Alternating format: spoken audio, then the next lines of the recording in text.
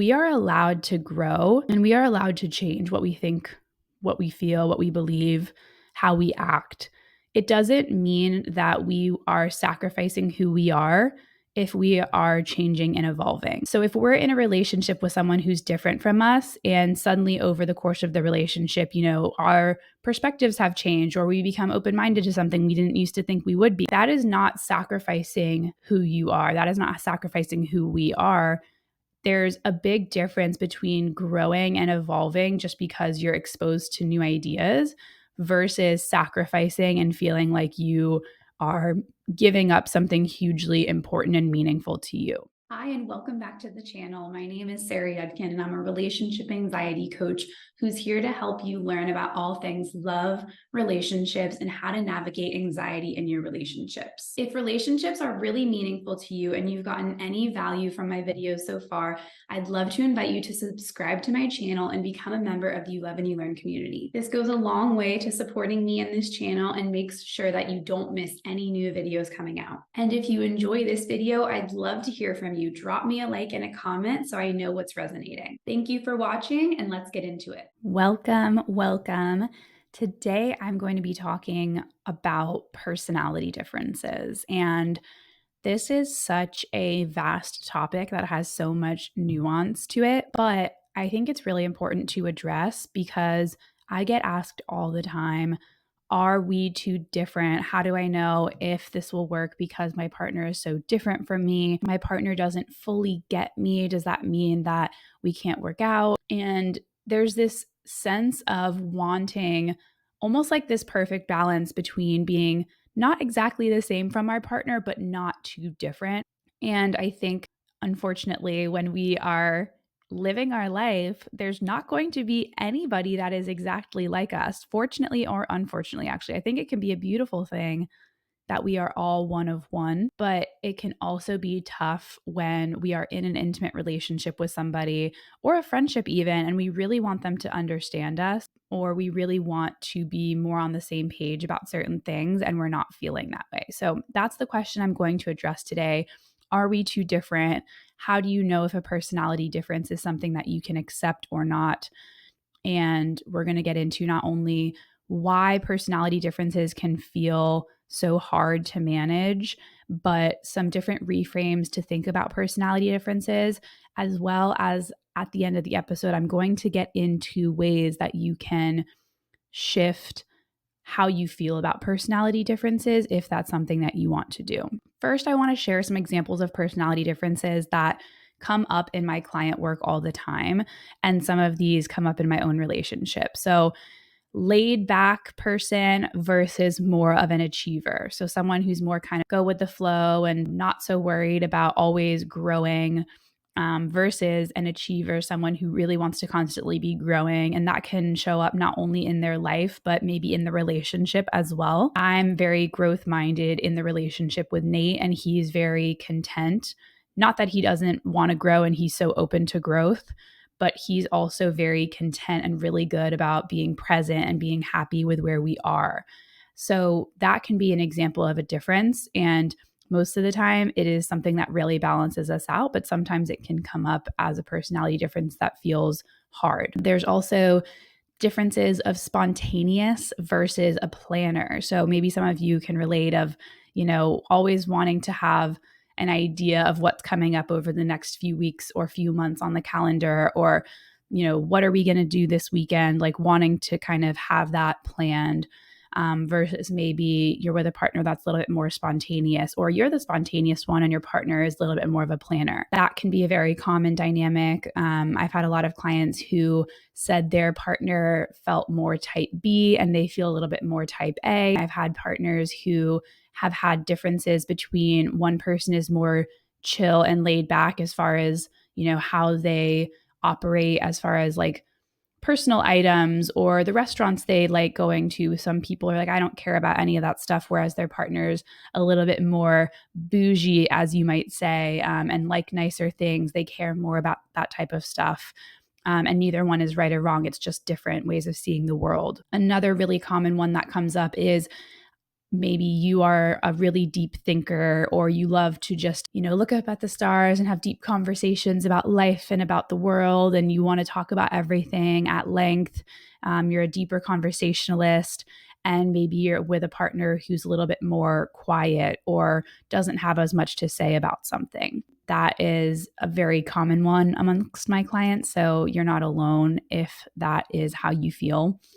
And another common one, this definitely shows up in my relationship, but I've learned to see it as really complementary, but extrovert versus introvert. Another, again, common one with clients too is maybe you or your partner are always wanting to kind of make plans, and the other person is a little bit more homebody, wants to stay at home, content, just kind of laying low. So those are just some examples. There's plenty other ones. I'll get into a couple other examples later that have come up for questions before. And I want to start off by saying that personality differences are not necessarily a deal breaker.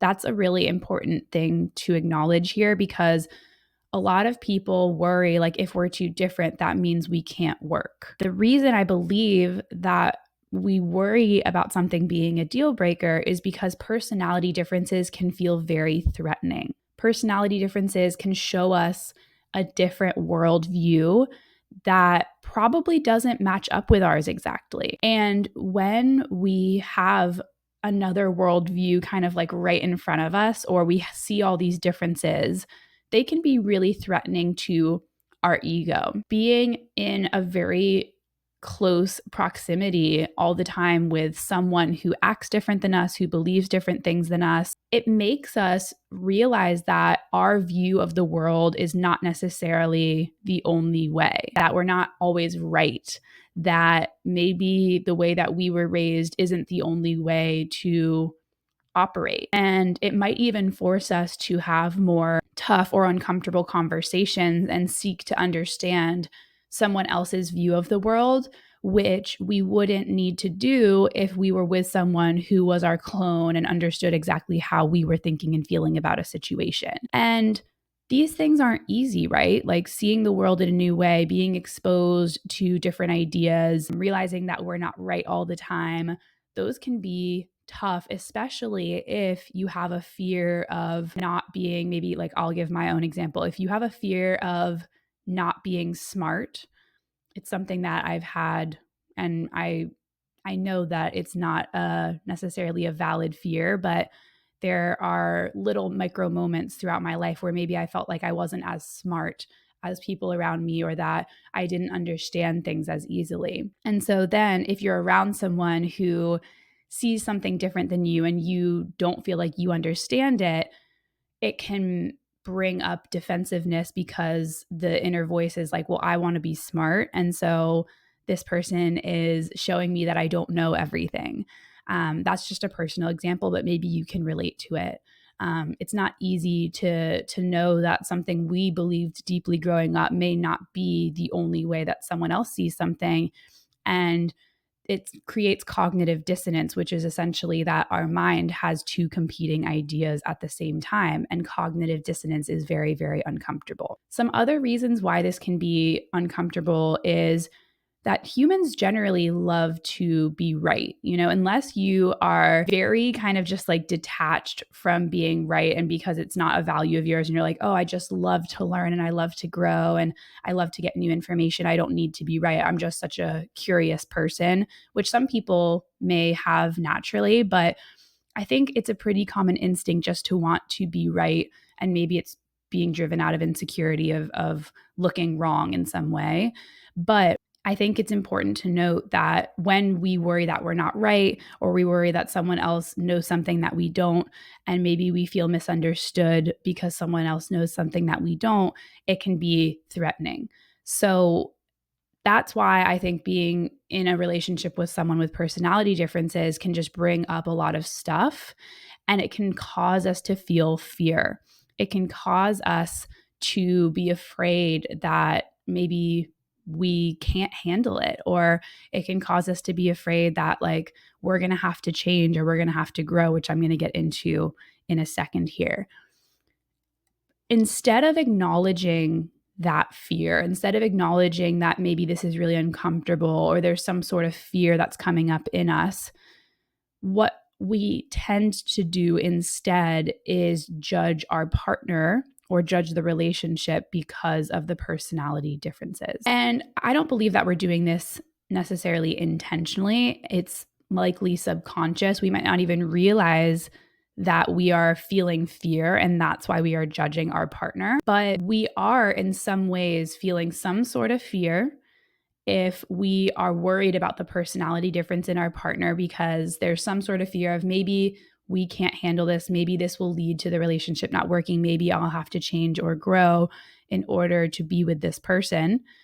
And that is, as I just said, very threatening to feel like we might have to change or grow. So, what's easier to do and what happens more naturally is I'm going to judge this thing about my partner and I'm going to feel like I'm right and they're wrong.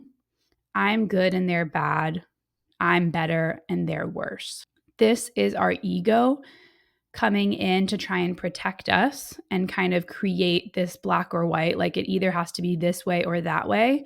And it feels safer for us to feel like our way is right and their way is not right because of a couple reasons. One, it could be that maybe our family or close friends or the people that we care about believe or think a certain way. And maybe we were raised in a certain way. And for our life, most of our life, we've been associated with these people and we have been sharing similar ideas about something. And if we expand our perspective and maybe shift away and think something new or are open to a new perspective or start acting in a new way or believe something different, then it could feel threatening to relationships that we have with really important people in our life. For example, let's say that you meet someone and you really care about them, and then somewhere down the line, you realize that they share slightly different political beliefs than you do.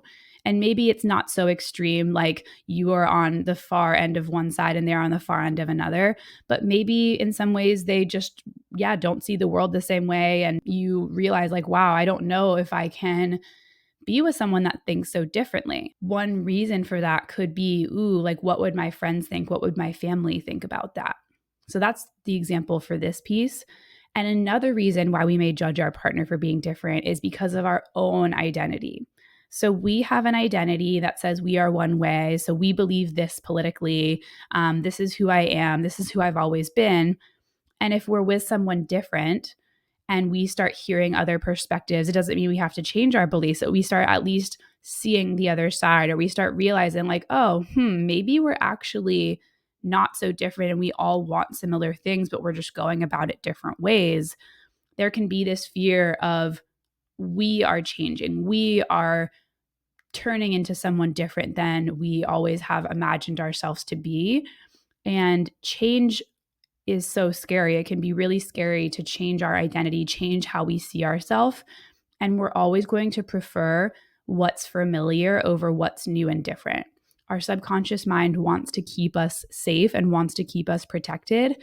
And what's safe and keeping us protected is what's familiar. So if you've believed something your whole life, it's going to be tough to change it without acknowledging that you're going to have to leave a part of your old identity behind and being willing to do so. So all of this to say, if something about our partner threatens our identity, whether it's our own personal identity or how we think someone else will perceive us, like our friends or family, we are going to be more likely to judge that thing in our partner instead of getting curious about our own identity and beliefs. Because like I said, it's just easier to be like, well, they must be doing something wrong versus, I wonder if maybe I actually have some room to grow and to be more open to other perspectives. In case you needed permission, I just wanted to say that we are allowed to grow and we are allowed to change what we think, what we feel, what we believe, how we act. It doesn't mean that we are sacrificing who we are if we are changing and evolving. So if we're in a relationship with someone who's different from us and suddenly over the course of the relationship, our perspectives have changed or we become open-minded to something we didn't used to think we would be, that is not sacrificing who you are. That is not sacrificing who we are. There's a big difference between growing and evolving just because you're exposed to new ideas versus sacrificing and feeling like you are giving up something hugely important and meaningful to you. Here's, I think, one of the big differences is that if we are so afraid of change or sacrificing who we are that we don't open ourselves to new perspectives from our partner, then we may end up feeling like we are living in a more rigid way, like everything has to be this way in order for me to feel happy or content, versus when we are in a relationship with someone who has different personalities from us, we may be able to keep an open mind and think, I don't have to sacrifice parts of who I am, but can I learn from this person? Can I see where they're coming from? Can I just be curious about a different perspective or worldview here without dishonoring who I am and what I believe? So that is kind of a little bit of an intro to why it can be threatening to have personality differences that I wanted to share. And next, I want to get into one of my favorite statistics about personality differences that really changed the way that I see relationships. And when I was in the thick of relationship anxiety, coming across this statistic was such a relief for me, and it felt so helpful to understand. So, John Gottman, who is very well known researcher on love and relationships. He's been doing research for over 40 years. I think he has probably now like over 10 books. Him and his wife, Julie Gottman, have so much wisdom to share about love and relationships. And I would love to have them on the podcast one day. They have shared John Gottman's statistic and research around long-term relationships and relationships in general shows that 69% of problems in a relationship are unsolvable. So swap out the word problem with challenge and it's the same thing. But essentially 69% of relationship challenges or problems are unsolvable, and they are called perpetual problems, which means that they will likely keep coming up.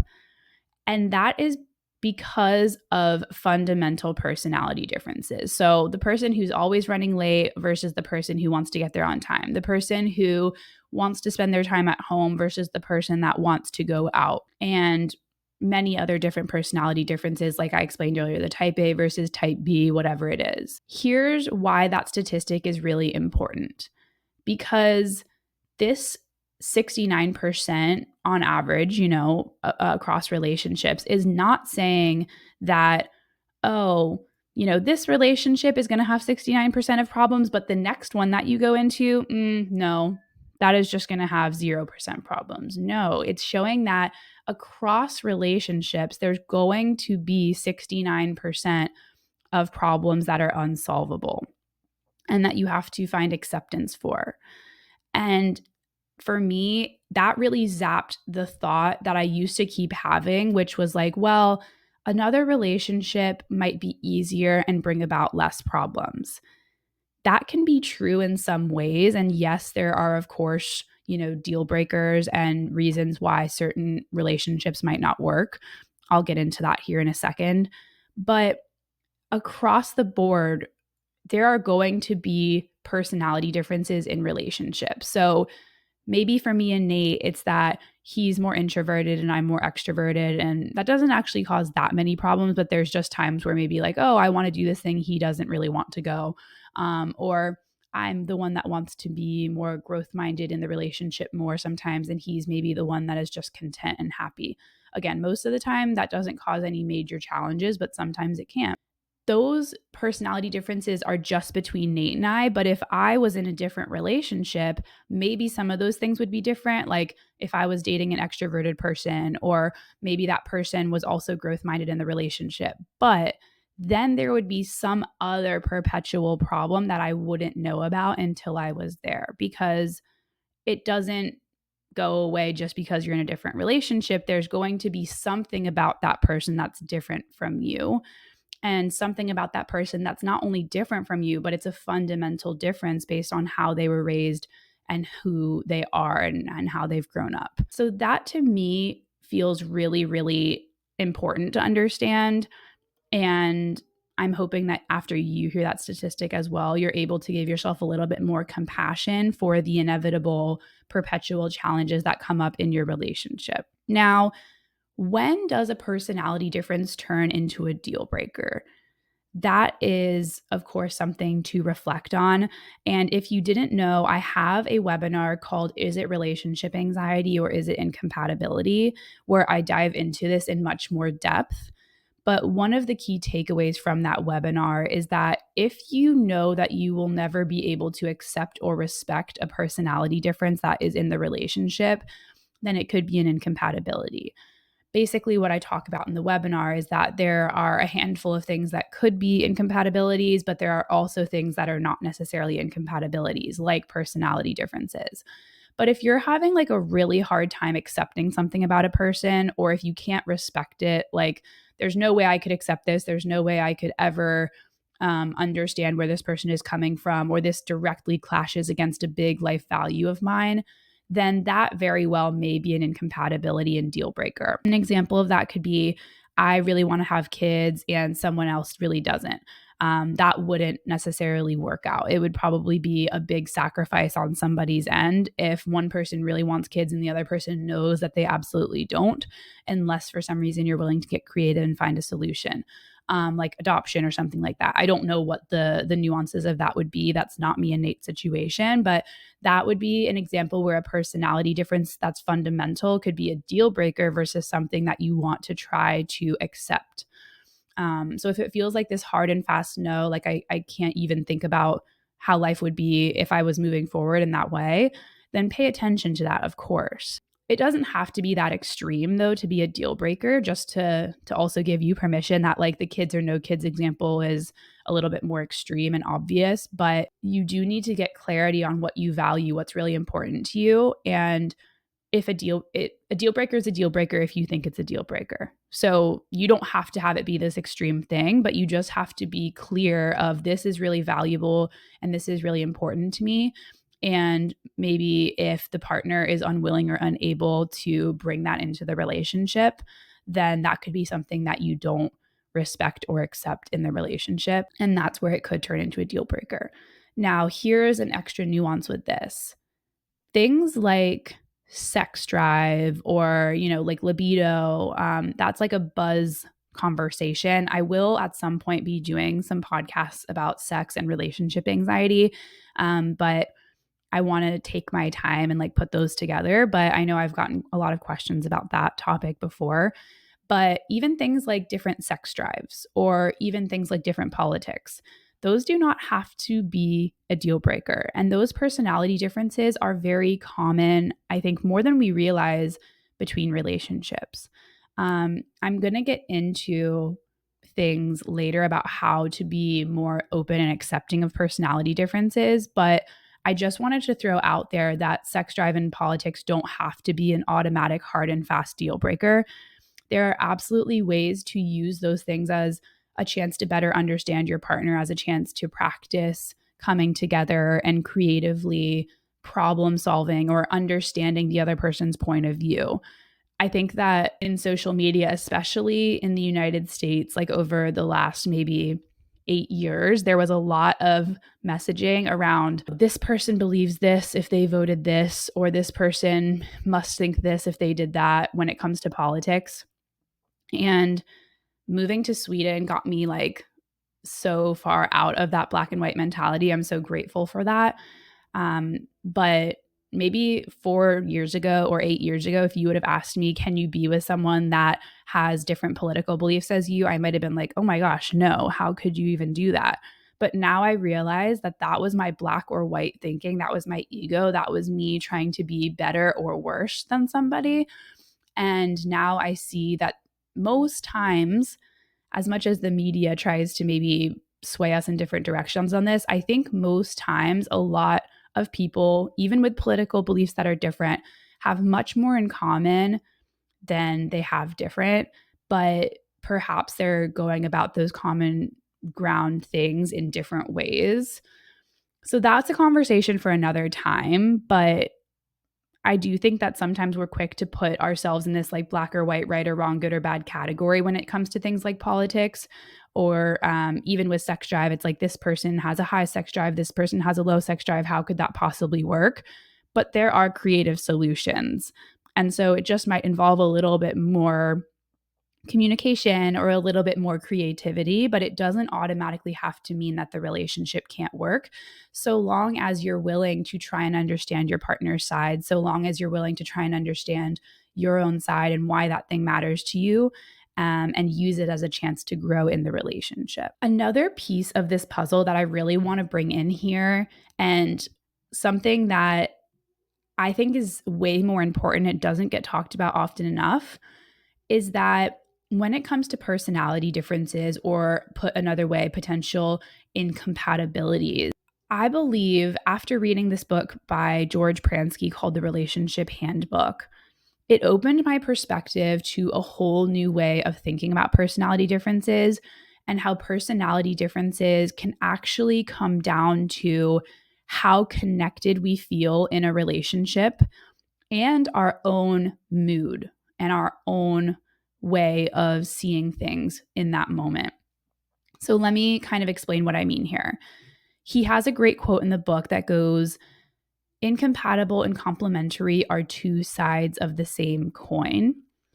And I think that's so important to realize, is that what one person might see as the yin to my yang, or like, wow, we're so complementary, like this works so well together, we balance each other out so much, another person might look at as, wow, we're too different. And the exact same situation might bring up different beliefs about it from two different people. And so, who's to say what is right or wrong about incompatible versus what is more complementary in yin and yang? There is no right or wrong answer. It actually comes from what we believe. And so he shares in the book that when we are really connected to our partner, oftentimes we are viewing personality differences as more complementary. And if we are feeling more secure or grounded in the relationship, we will likely see personality differences as more complementary. So maybe something irritates you about your partner when you're in a more bad mood, or you're feeling more insecure, or maybe your partner hasn't been spending as much quality time with you lately. You don't feel like you've had as much time together and you're feeling disconnected. That for me has been a lot of the times when my mind starts being like, oh, this thing's wrong, or we don't spend enough time together. And, I need Nate to come out with me more and do more social things with me. That's when my mind starts jumping to our complementary qualities as being bad or wrong. But when we're connected and I'm feeling more secure and I'm feeling more grounded in my own inner state and within the relationship, I almost always see just how much our qualities are that yin and yang, that balance, and how we really come together to be a strong team. And as you're listening to this, maybe you can think of your own examples of how that shows up. I know it happens all the time to my clients too. And it can be as simple as maybe a client of mine is in like a more judgmental mood, or kind of like irritated, anxious mood, and maybe they're kind of feeling overwhelmed and stressed or disconnected to their partner. And then they're like, ugh, that thing is so annoying. Like, how can I ever live with this thing? It's really bothering me. But when they're feeling much more grounded and connected to their partner, they've just had maybe a fun vacation together, or they just spent some great quality time together. They're coming to the table and they're realizing, oh, yeah, that thing is actually not so much of a problem. And it's something that I can understand why it's there. And it's something that I can accept. It's not a deal breaker. It's just something that maybe is inconvenient at times. So going back to the example of sex and politics, maybe a high sex drive partner and a low sex drive partner, if they haven't had sex in a long time, the high sex drive partner might be like, oh my gosh, this is so awful. I can't believe it. Like my partner will never be able to meet my needs, XYZ. Whereas maybe if they just had sex, or they were just intimate and they're feeling more connected, they're like, wow, quality over quantity. Like I can see how This feels really nourishing. And when my partner is maybe not as much in the mood, I can turn towards self-pleasure or whatever it is to make sure that I'm still getting my needs met. But I can see that this is not personal and it's not really about me. It's just that my partner maybe doesn't have the same drive as I do, whatever it is. Now, I'm not saying that you have to think or feel that way, but you can see how an example like that might go two different directions based on how connected you're feeling in the relationship and how much you are working collaboratively as a team, working together to understand each other's side and talk about solutions.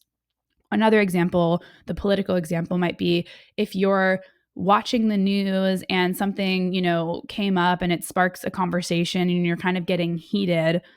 Of course, that might be a time when you're like, oh my gosh, this personality difference is like too much. Like, I can't ever understand it.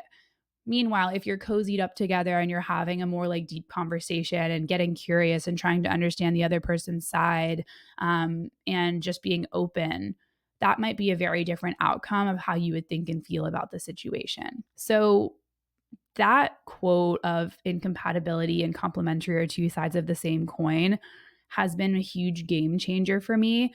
And it makes me realize just how much personality differences are reflected of the way that we see the world. How we see the world, the lenses that we're looking through the world with can determine if we think a personality difference is something that is a deal breaker or if it's something that we can actually accept and maybe even learn to respect in our partner. To close out the episode, I want to talk about how to navigate personality differences so that if they come up for you, you can hopefully feel like you're showing up from a more compassionate place, not only towards yourself, but towards your partner. The first piece I think that is, of course, important here is to just kind of check in, not from a place of needing certainty and not necessarily from a place of like, I have to answer this question right away, but it is worth reflecting of, is this personality difference something that I know I can't really accept in this person? Like, if you know that you won't be able to accept something, no matter how hard you try, it just goes completely against your values, you would be completely sacrificing something, then it definitely could be an incompatibility, and that's worth noting. However, if you are open to practicing acceptance for the difference and maybe it doesn't feel urgent, you don't need to figure it out right away. Like, it's something that maybe is annoying at times, but also at times it's not so threatening, it's not so big and scary. And you can see after listening to this podcast that it could be something that maybe you would want to practice accepting and practice seeing in a different way. Then there are absolutely ways to do so. And I'm going to share those now. So, accepting perpetual problems as a fact of relationships is one of the first steps here. Kind of like I said earlier, with that statistic of 69% of relational problems won't go away, that is not just in your relationship or just in my relationship. That is within any relationship. So knowing that, yes, if a different person was there, there would be a different set of perpetual problems or challenges, but no one skates through that without any sort of personality differences. Accepting that has been hugely helpful for me. Another way to practice acceptance for personality differences is to get really intentional about finding the common ground and where there is some sort of agreement. Like, a person who's running late all the time and a person who is always running early. Maybe the thing they agree on is like, we want to get there and we want to have a fun time. But maybe one person thinks like it's really rude to show up late and the other person thinks like it doesn't matter as long as we get there. Whatever it is.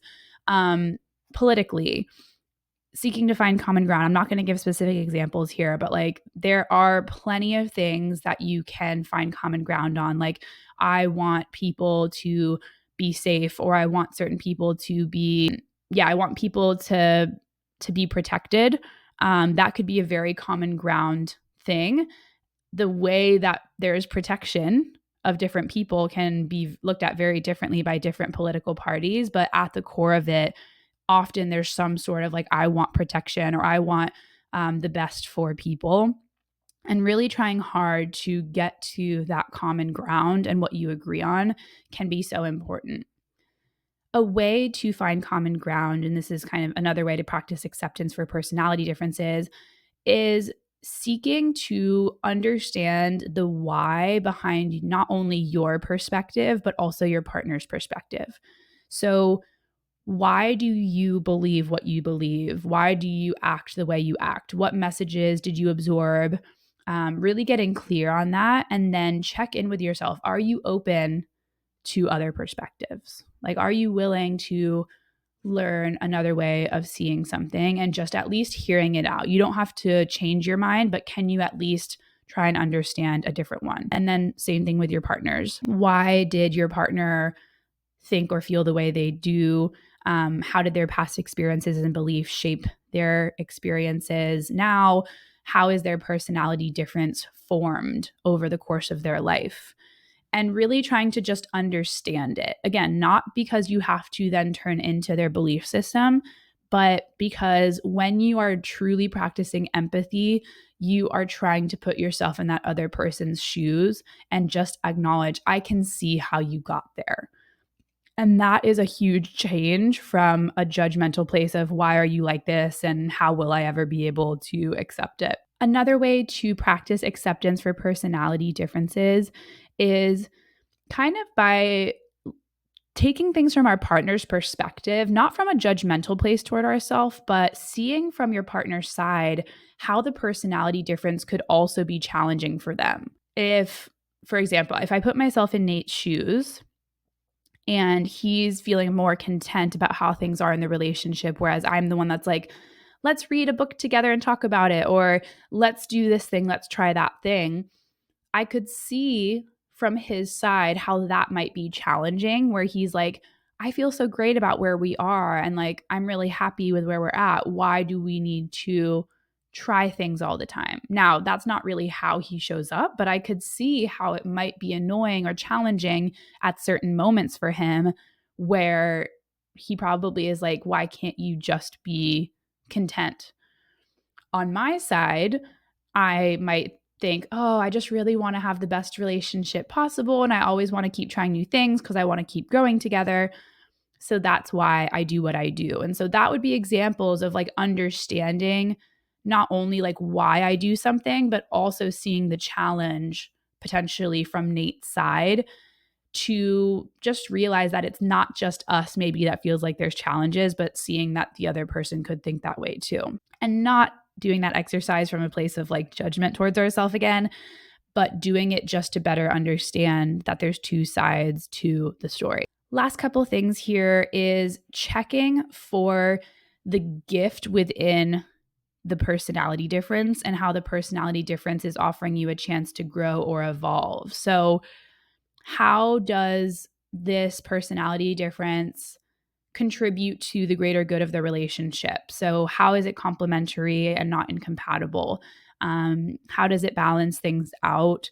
And where is this offering you a chance to grow or evolve? So, maybe because you're around a different way of being, you are able to learn a little bit more about how to show up in that way. Or maybe you've always kind of operated in a certain way your whole life, and being in a relationship with someone who acts differently from you is giving you a chance to do something different. So if you've always been this achiever, go, go, go person, then maybe being with someone who's more spontaneous or go with the flow can help you take time for yourself and slow down. So that's an example of the gift that could be coming by having the personality difference and the opportunity for you to grow or evolve. And then last thing here is practice discerning, not from an analytical state of like always monitoring yourself, but just practice noticing and observing when your mood or the different state of being that you're in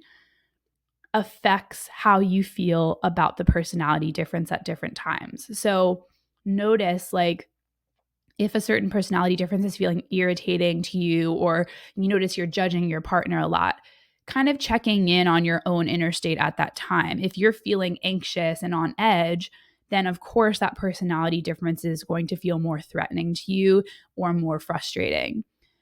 But notice when you're feeling more connected to your partner, or notice when you're having a more kind of like grounded moment, if that same personality difference is as top of mind or not. And most times it probably won't be, because you're able to just be more open-hearted and more connected to your partner in that moment.